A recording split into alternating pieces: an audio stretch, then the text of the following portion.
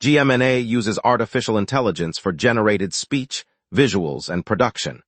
AI-generated content may contain errors. Please verify important information before making decisions or taking action.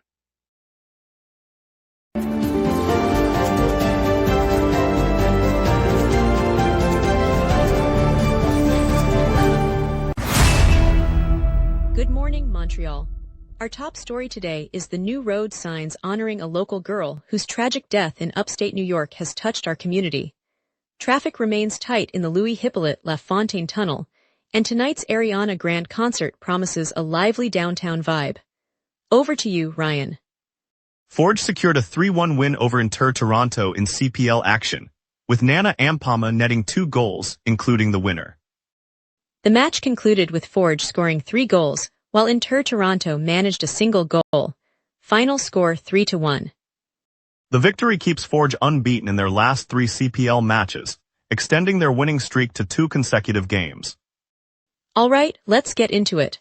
Today's headlines include the new road signs honoring the Montreal girl and the upcoming Pride security plans. Good morning, Montreal. Road signs honoring a 9-year-old Montreal girl were erected Monday in a small upstate New York town near the swamp where her body was discovered a year ago.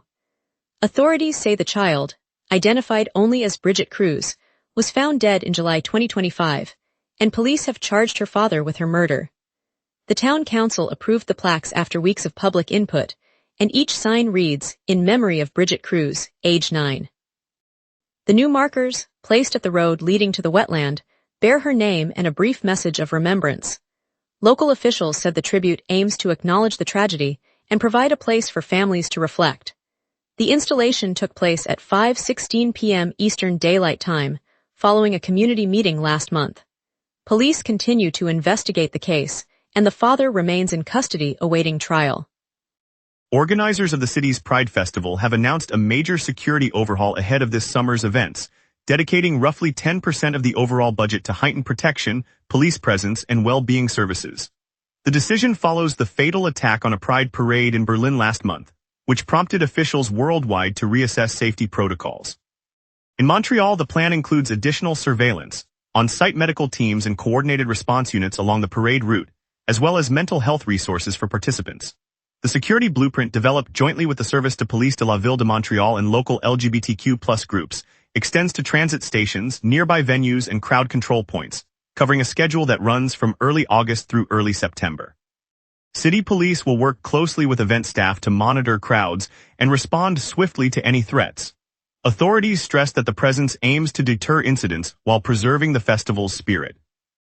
An Olympic wrestling champion is set to step back onto the mat at Centre Pierre Charbonneau today, marking a half-century since his gold medal triumph in the 1976 Games. Anatoly Bykov, the Soviet wrestler who captured gold on home soil, will revisit the arena that hosted his historic bout, a rare appearance for the athlete who now lives quietly in the city.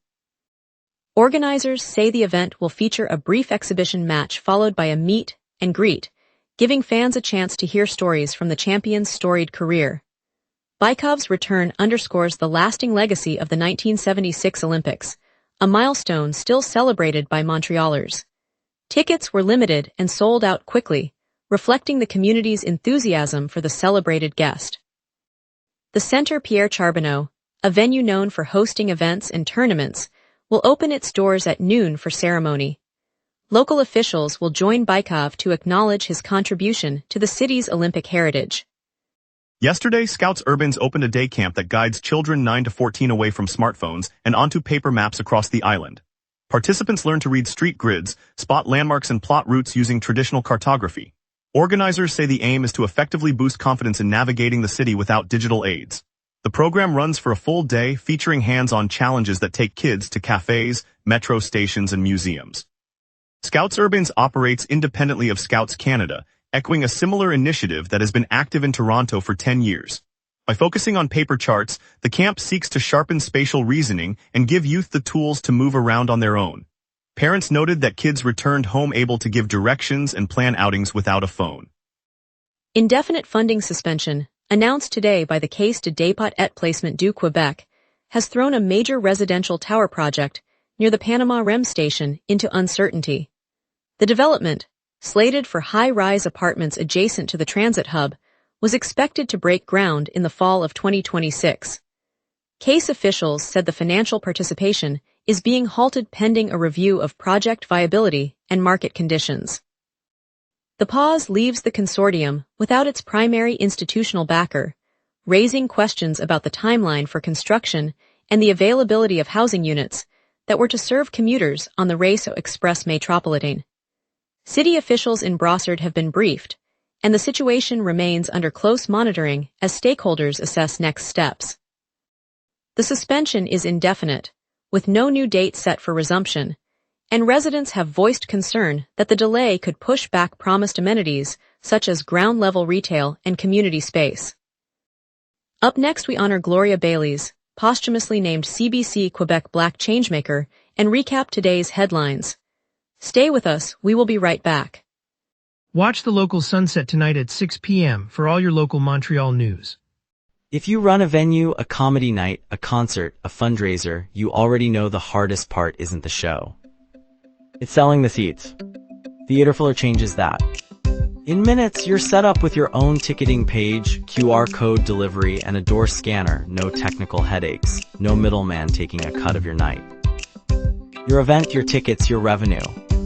Go to theaterfiller.com and fill every seat. Welcome back. I hope you enjoyed the break. Up next, Ryan Mercer brings the latest local stories you need to start your day. CBC Quebec is set to honor the late civil rights advocate and nurse Gloria Bailey's with its posthumous Black Changemaker Award today. The announcement, confirmed by CBC spokesperson Dion Codrington, cites Bailey's lifelong work championing equality and fighting discrimination across the country. Bailey's, who built a career as a registered nurse and entrepreneur before becoming a national figure in human rights advocacy, helped shape anti-racism policy and support services for marginalized groups. Her legacy includes founding one of Canada's first Black-owned health clinics and leading campaigns that influenced federal legislation. She also advised the Provincial Human Rights Commission during the 1980s and mentored dozens of young leaders who continue her work today. CBC Quebec says the recognition underscores the lasting impact of her activism on Canadian society. The ceremony will be streamed online, allowing viewers to learn more about her contributions and the ongoing fight for social justice. Mayor of Laval urged provincial officials today to approve a rapid extension of the Orange Metro line that currently ends within the city. The mayor highlighted that the proposed stretch would deliver service efficiency 10 times greater than a recent comparable project elsewhere in Quebec. Extending the line would bring direct rapid transit access to neighborhoods on Laval's southern edge, cutting commute times for thousands of workers who travel to the downtown core each day. The proposal, already part of the city's long-range transportation plan, could relieve congestion on the main highway corridor and support new residential developments slated for the next few years. City planners say the extension would integrate with existing stations without major disruption, and the mayor stressed the urgency of securing funding before the next budget cycle. The province has confirmed that the long-awaited rebuild of the St. Pierre Highway interchange is moving out of the study phase and into full planning. After 12 years of reviews and consultations, officials say the next steps will focus on detailed designs, environmental assessments, and securing the contracts needed to start construction. The interchange, a key bottleneck for commuters heading downtown and toward the East End, has been a daily source of traffic delays for many families. With planning now underway, drivers can expect clearer timelines for when lane closures and detours might begin, though no start date for actual work has been set yet. The government says the project aims to improve flow and safety, which could shorten rush hour trips once the upgrades are completed. Neighborhood shops near the interchange may see temporary changes in traffic patterns, and residents are encouraged to stay informed through local updates. Yesterday, Radio-Canada Grand Montreal unveiled an interactive online map that pairs each Quebec region with a distinct musical piece. The tool lets users click on any area of the province and hear a melody that reflects that region's cultural heritage. From the rhythmic folk tunes of the Gaspé Peninsula to the vibrant pop beats of the Outaouais, the map creates a soundscape that tells the story of Quebec's diverse territories. Residents can explore the map on their phones or computers, turning a simple geography lesson into a personal soundtrack. The project aims to celebrate local identities through music, offering a fresh way to connect with the province's history while planning a weekend outing or simply winding down after work. The launch marks another step in using digital media to share Quebec's rich cultural fabric. Sean Farrell left the roster yesterday, signing with the Anaheim franchise for the upcoming season, while Sasha Pastujov announced his arrival in the city, joining the local club. Both athletes spent last year competing in the American League, and their moves mark a shift for fans. Farrell's transition to the West Coast means Montreal supporters will no longer see him on home turf, but his presence in Anaheim could draw attention from the city's baseball enthusiasts during spring training. Pastujov's relocation brings a fresh talent to the local lineup, offering families a new player to follow at the park and adding depth to the team's bench. The changes were confirmed during a press briefing on Monday evening, and tickets for the opening games featuring Pastujov are already selling briskly. Local vendors anticipate a boost in sales as crowds gather for the first home appearances. Let's get a look at your morning forecast with our weather team. A deepening low and a westerly jet set the stage for a humid, late-day drizzle. On this date, Montreal once baked to 31.4 degrees Celsius in 2025, a record set during a lingering heat wave that pushed daily highs into the mid-30s. Conversely, the coldest reading fell to 13.9 degrees Celsius in 2017, when an Arctic blast drove temperatures below normal for a brief spell. Today's climatological normals hover around 23 degrees high and 18 degrees low, underscoring how today's high of 30 degrees sits just below the all-time peak, while the low remains well above the historic minimum. The live radar shows a band of moderate rain marching eastward across the St. Lawrence Valley, anchored by a core of heavier echoes moving from the west toward the city. At 7 am, the leading edge sits near Drummondville, advancing at roughly 15 kilometers per hour under the steering influence of the westerly jet. Expect the first drops to reach the island by about 4 p.m., with the most intense cells arriving near 10 p.m. before the system exits to the east. The map clears shortly after midnight, leaving a quiet night. Morning conditions are mainly clear with a low-pressure center drifting lower, keeping the atmosphere unsettled and the air feeling muggy as humidity sits at 98% and the dew point matches the temperature. A gentle easterly breeze at 3 kilometers per hour offers little relief, but the westerly jet at 42 kilometers per hour aloft injects modest lift, setting up a slow rise in clouds through the day. Temperatures climb from 22 degrees at 9 am to a peak of 30 degrees by mid-afternoon, then ease to 21 degrees as drizzle develops after 7 p.m. The wind will gust up to 23 kilometers per hour from the south in the evening, and the UV index reads 6. No weather alerts are active. Tuesday brings a high of 27 and a low of 19, with overcast skies and a 65% chance of rain as a trailing frontal wave nudges the low pressure further east. Wednesday remains similar, high 23, low 19, overcast and another 65% rain threat as the system stalls. Thursday shifts to a milder pattern, high 26, low 19, overcast, but dry as high pressure builds aloft. Friday clears with a high of 27 and low 19, mainly clear skies as the ridge strengthens. Saturday rounds out the week with a high of 28, low 21, and lingering overcast layers, keeping the humidity elevated. The pattern reflects a gradual transition from unsettled early week toward more stable conditions by the weekend. And that's your weather. Remember, the local sunrise is also available as a podcast. Listen anytime on Apple Podcasts or wherever you get your podcasts.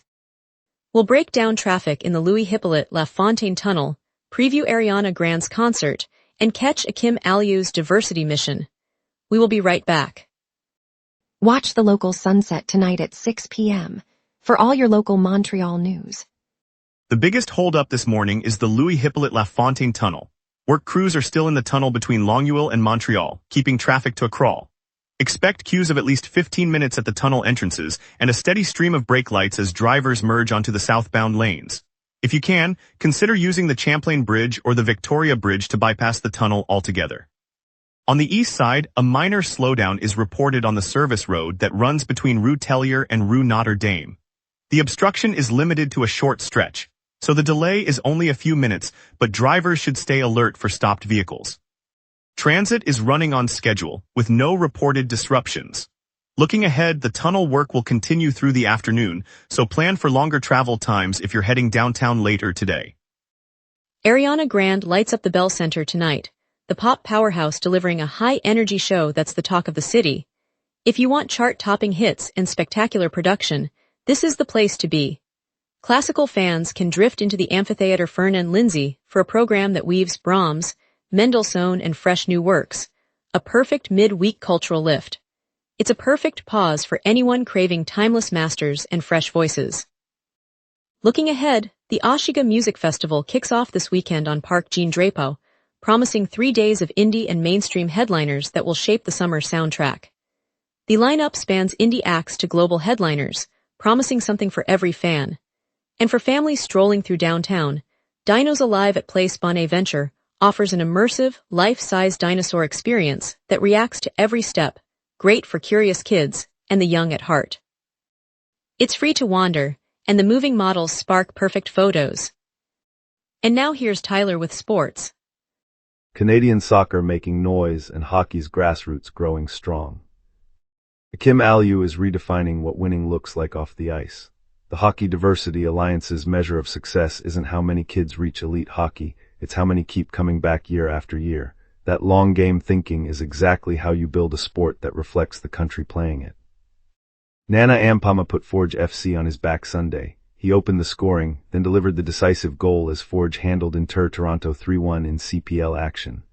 A 2-goal performance from your forward in a convincing road win, that is the kind of output that drives a club's push through the summer stretch. Debut goals don't get more dramatic than this. Nicolas Fleuriot-Chateau, an Ottawa native, stepped onto the pitch for Atletico Ottawa for the first time Sunday and buried a 96th-minute winner to edge Pacific FC 3-2 on home soil. Storybook start, now the question is whether he can make it a chapter, not just a moment. Steve's Music Store on St. Catherine Street in downtown Montreal has closed its doors after 61 years of serving the city's musicians. For generations, the shop offered everything from vintage guitars to drum kits, and its walls echoed with the chatter of budding artists and seasoned performers alike. The closure reflects the mounting financial pressures on independent retailers and the pull of online shopping. Neighbors mourn the loss of a place where a teenager could try a saxophone for the first time and a seasoned jazz trio could find rare sheet music. Steve's was more than a store. It was a gathering spot that helped shape Montreal's vibrant music scene, and its absence will be felt in every rehearsal room across the borough. Stay tuned for a look at Urban Scouts Day Camp, where kids learn to navigate our city streets with confidence and fun. Coming up tonight at 6, the local sunset. Your neighborhood, your city, your news. From city hall decisions to the stories happening right on your street, we cover what matters most to Montrealers.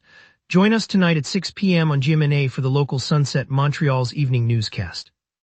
On the lively corner of St. Laurent and St. Denis, the doors of Le Petit Haublon swung open as the morning sun caught the copper-toned taps. Owner Marie-Claude Tremblay greeted regulars with a grin, her hands still dusted with hop residue from the day's first brew. Neighbors gathered around the small wooden tables, the scent of fresh malt mingling with the aroma of croissants from the bakery next door. A local artist was finishing a mural of a maple leaf, spiraling into a glass of amber, each brushstroke echoing the city's love for craft and community. Even as the province's microbrewery count has slipped for the first time in 15 years, moments like this prove the spirit remains unshaken. Residents shared stories of first-time tastings, children clapped as a street musician played a gentle accordion, and a portion of the day's sales was pledged to a neighborhood garden project. The simple act of raising a glass together turned a market dip into a celebration of belonging. It's moments like these that remind us why Montreal's heart beats together. On a crisp Saturday morning in the heart of the plateau, the buzz of cyclists and the clink of coffee cups was punctuated by an unexpected emergency. Within a 24-hour span, 3 separate knife incidents left 3 Montrealers wounded, each in a different neighborhood, one near St. Laurent, another by the Latching Canal, and a third on St. Denis. First responders arrived swiftly, their lights painting the streets amber, while neighbors gathered on stoops, offering blankets and steady hands. In one moment, a baker from a corner bakery slipped a warm bagel and a steaming mug of hot chocolate into the arms of a paramedic, the aroma of fresh dough cutting through the chill. A teenage skateboarder, seeing a victim's trembling wrist, knelt and whispered a promise to stay until help arrived. The collective response turned a day of fear into a reminder of Montreal's quiet solidarity. As the sun set over the rooftop gardens, the city's rhythm returned, steadier for having seen its own compassion in action. It was a small, powerful reminder that together, we can turn even the toughest moments into shared strength. Thank you, Montreal, for joining us on the local sunrise. Tonight's tribute to Gloria Bailey's reminded us of the power of community leadership. Stay tuned tomorrow for more stories that matter to our city. I'm Lauren Dupuis, wishing you a bright morning ahead. We'll bring you the latest on Montreal's transit plans and cultural moments.